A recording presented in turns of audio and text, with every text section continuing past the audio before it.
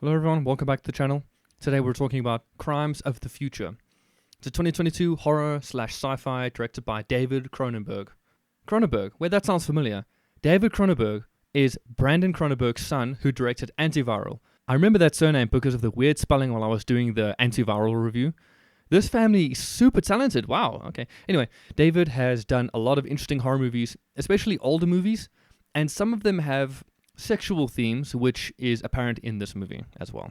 Starring Viggo Mortensen, Léa Seydoux, and Kristen Stewart, amongst many more. Viggo, I know from Lord of the Rings, he was like the main dude there. Léa is from Dune, link in the description, I've done a review on that one as well. And Kristen Stewart, we should all know by now, Twilight Lady, of course. But before we begin, trigger warning for nudity, sexual imagery, and lots of gore, specifically body horror. So what's the movie about? It starts off with a cruise ship wreck in the ocean, so it's immediately setting up a dystopian world of some kind. We soon discover that there are analog machines instead of digital machines. Humans are evolving rapidly and unnaturally, but we'll get to that more in a second. We first see a child, Brecken, that can eat plastic. Okay, cool. And her mother kills him because she doesn't see him as human. Long story. We follow artist Saul as he goes about his day. His art is growing new organs and having them removed by his partner, Caprice, in a public performance. So the twist in this movie is that human evolution is going wrong. Nobody really feels any pain anymore. No one can get infections anymore. So my man Saul can sit there wide awake as the surgery happens. It's really weird. Some dancer we also see has evolved, growing a bunch of random ears all over his body.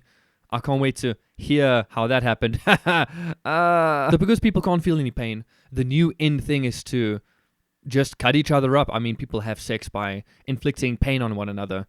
So the couple sit there naked next to each other and get sliced and cut by the machine. Truly disturbing stuff. There are a few scenes like this, but I won't mention them all because I want to keep my food down right now. Eventually, Saul meets Brecken's father, who is the leader of the resistance, I guess, some kind of resistance group. Or they mention a cell of some kind. They are surgically modifying themselves to eat plastic and industrial waste, specifically in this purple synth bar that kind of looks like jelly. So the father wants Saul to open Brecken up to reveal to the world that this is actually nature's real direction of evolution for them to eat plastic. When the autopsy happens, unfortunately Brecken was not born with these organs. They were all replaced and inserted because they have tattoos on them. That's how they mark them in the movie. Even more disturbing because the poor child had to go through all of that. I don't even know how young he was when he got all that, you know. Eventually we get to the last scene of the movie. Saul cannot eat anymore. His body is giving in. He gives up and tries one of those purple synth bars. Once he eats it, he's suddenly very happy, even shedding a tear of joy. And that's the movie. So, not only was that movie very weird, but the ending was also weird and vague. Is he finally dying and can stop feeling the pain, like he's busy suffering, right? Does he love the synth bar and actually evolve to eat it like the resistance wanted? I have no idea. I walked away like, what did I just watch? I was so confused about a lot of the things about the movie. I had to look up a brief overview of the story, but I did mention everything properly just now, and I do know a lot more now, so you should be caught up like I am now. I'd like to start off by complimenting the art style. If you've played Scorn or seen Tool album covers or music videos, you might be familiar with the art of H.R. Giger.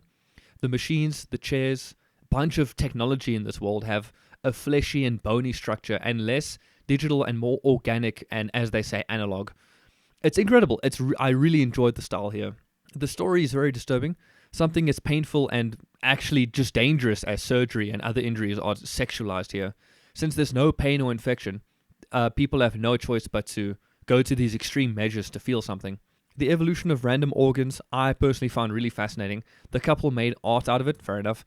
I really wanted that kid to be born with these new organs because that would add an even darker twist that humans actually evolving as much as the government suspected they would.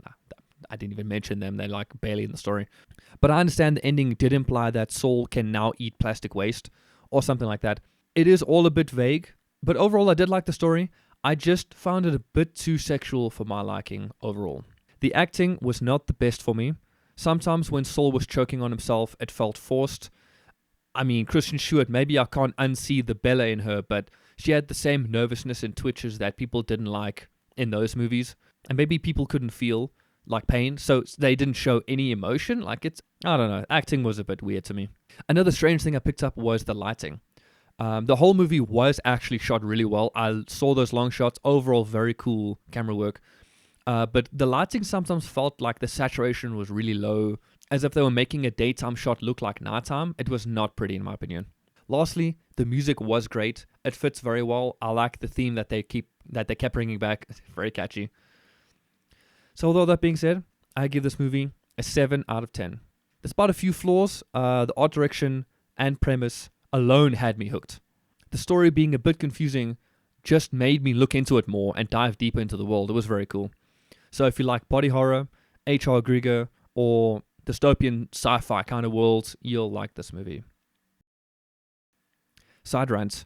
The surgical table they use is controlled by this gooey mass of like blobs and buttons and stuff. How does that thing work? Some buttons are obvious, like they glow and then you just press them, but they're stroking it and they're massaging it. I need someone to analyze that and get back to me, because I mean they're probably just touching it randomly, but it looks so cool. I wanna know how that works. It looks cool. Anyway, that's all for now. See y'all in the next one. Bye.